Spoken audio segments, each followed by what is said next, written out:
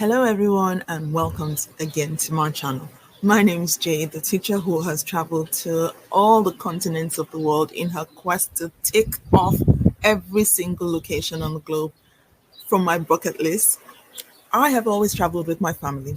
And before all this started, I was just a lowly microbiologist minding my business until I caught the travel bug and decided to move out of my home country and start teaching all over the world.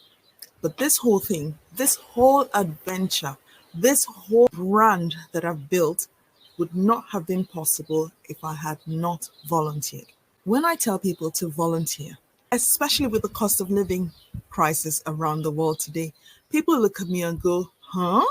Are you serious, Janet? I am serious about volunteering, and there's a reason why I always talk about volunteering.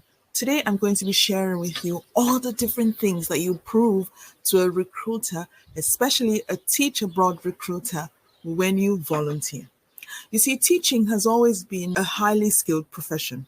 People who typically went into teaching were people from gentle backgrounds or backgrounds with class, because when you teach, you're not just impacting knowledge, you're also modeling behavior, showing people how to live, showing people how to behave, showing people what is expected in society. For that reason, people from backgrounds where they're used to being polite, being diplomatic, knowing how to stay in cultured company, were always promoted to teach.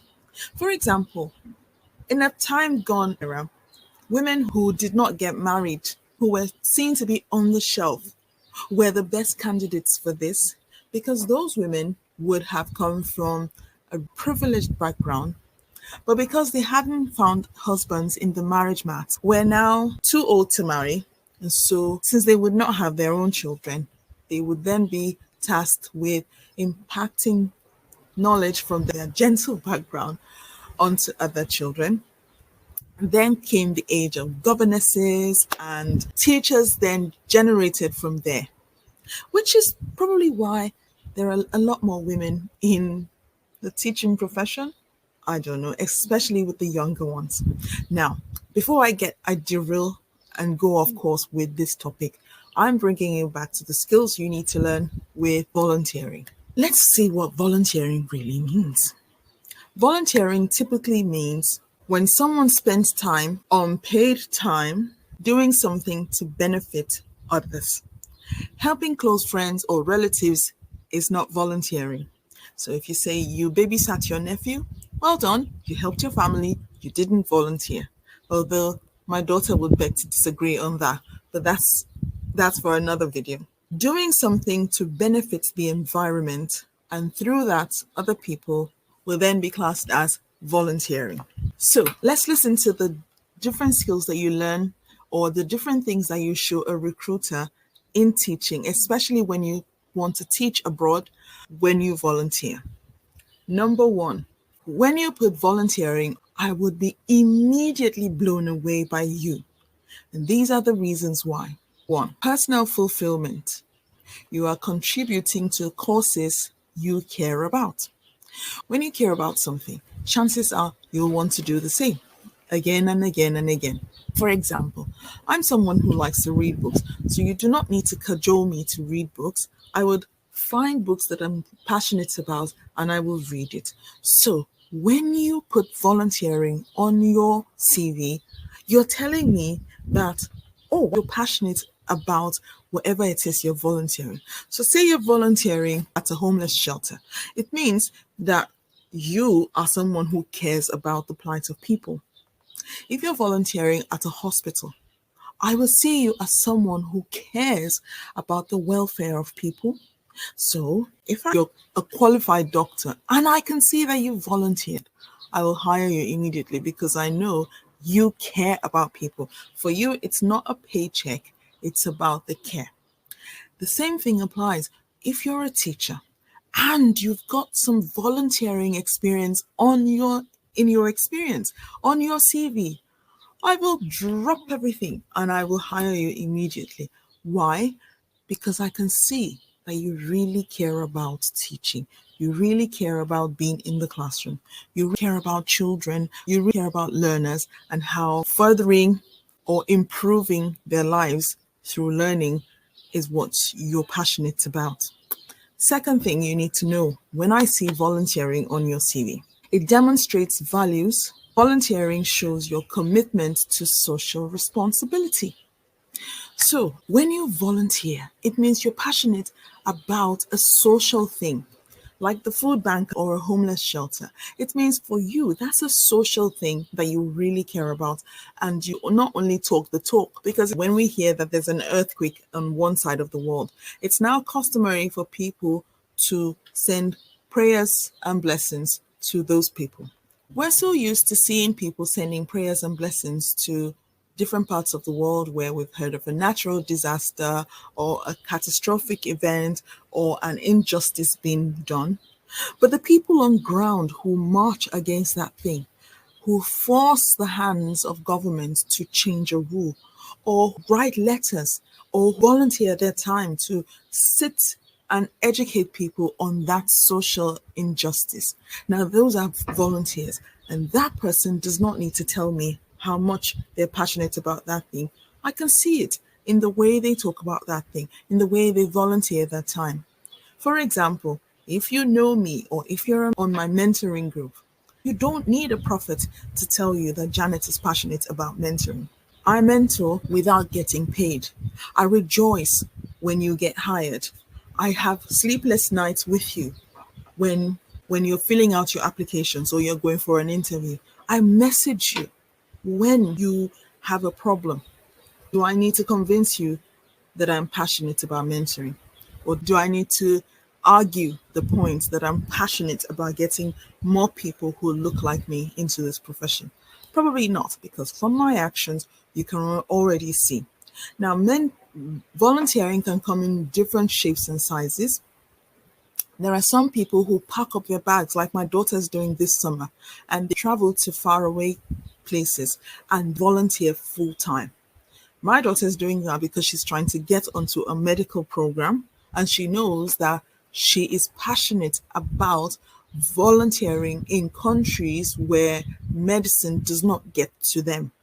She could very well volunteer in the UK, but she's deciding to volunteer in countries like Peru, Nepal. She wants to go to places where those people are in dire need and medicine will not reach them as fast as it will reach people in the UK. Going to Yemen to volunteer full time is different from volunteering part time in the UK. And she understands the importance of that. Does she need to convince you that she's passionate about medicine? Probably not. Does she need to tell you what her values are? No, she doesn't need to tell you what her values are. Her values are she likes volunteering, especially with people who do not have access to regular medicine. The third thing that volunteering will tell me about you without you telling it to me in the first place, skill development to improve your confidence. What do we mean by this? So when you work on projects, when you're volunteering, you could come in there with no skill at all. But by the time you leave, you'll be leaving with skills of teammanship. You'll be leaving with skills you've picked up from the people who are volunteering around you. Or even if you don't join a volunteering group or you just go and volunteer in an office, for instance, you will be learning skills from people who work there as if you're in an apprenticeship. These are skills that you do not pick up randomly on the streets. These are skills that you might not be allowed to pick up when you already have the job because the job expects you to already have those skills. So when you're doing a job and you're picking up skills or during your induction, you're not volunteering, you're working and you're training, and you'll be put to a different standards than someone who comes into that office. It's not being paid, but puts in his time to look and observe everything that's happening around him or her and takes those skills and brings it to me and tells me they volunteered at that place and they want to be hired by me. I will drop everything and hire this person on the spot. The next skill, the next thing that volunteering on your CV shows me is you've had a chance to network. Networking during a volunteering activity does not need to be preached. When you move into an office and you volunteer in the office, you make friends, you communicate with people. Those people remain in your experience for the rest of your life. If you happen to see them 2 years down the line, you would remember them because you had that experience with them. And for that, your networking has increased. Your networking ability has improved. It has widened. Like minded people volunteer together. So if you're volunteering in a school, you're volunteering around teachers who have a like minded passion with the same values and personal fulfillment for that job. So, what are you waiting for? There are lots of volunteering opportunities as a teacher. You can go into a school and volunteer for 1 day a week. You can go into a school near you and volunteer for 2 days a week. You can go into a school and volunteer the whole week. You can go into a school and volunteer for the whole week. Perhaps you're someone like me who worked at night, but I knew I wanted to get into teaching. I worked in the care industry, but for me, my passion wasn't in care. So I kept trying to leave the care industry. And the only way I could do that was to volunteer in the daytime. I worked at night and I volunteered 3 days a week at a school. And because of that, I was able to gain the crucial experience. I was able to gain the values, the network, and all the things that come with volunteering that we've talked about today. And this was what opened the door for me. It opened the door to the world for me. Because what I lacked in my qualification, I gained from my volunteering experience. And that built in the ability to reach people in far-flung places that I would never have been able to reach if I had just kept applying for jobs over and over and over again without the right tools to apply. So look for a school near you today. Go in and give your time. Show people, your future, show your prospective recruiter or your prospective school that you are passionate, you have values, you understand the social value of volunteering and teaching, and that you're able to put all these things together to show that teaching is really what you want to do. If you want to listen to more things about getting into teaching, thriving in teaching, understanding how to get into teaching in the diaspora, click on that notification bell after you've subscribed so that you can stay up to date on all the current trends of teaching in the diaspora that I upload every Fridays. Like, comment, and I'll see you in the next episode. Please don't forget to comment down below what you want me to cover in the next episode of this Teach Abroad series. I shall see you next time. Bye.